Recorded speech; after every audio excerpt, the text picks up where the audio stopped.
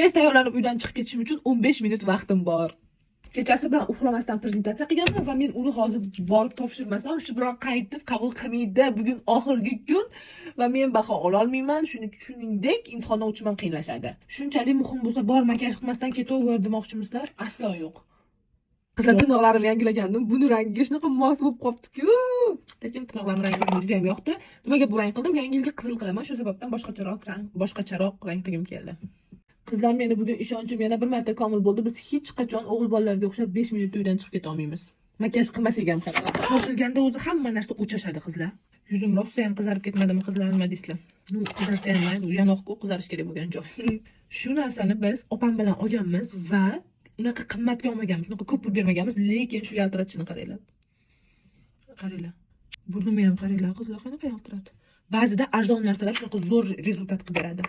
Qoshimni taramasam va pishi xafa qosh bo'lib qoladi borku. Shuning uchun tezda tarab olamiz. Mana qizlar, bugungi shunchalik makiyaj bo'ladi. Sochimni yig'ib olaman, sababi ishib ketgan, chunki yuvganman. Xullas, men tez kiyinib ketdim. Sizlarga xayrli kun. Menga omad tilaylar, prezentatsiyamdan zo'r baho oling. Doim kech qolib yurish va doim kimnidir kuttirishni o'rganish uchun profilimga obuna bo'lib qo'ying.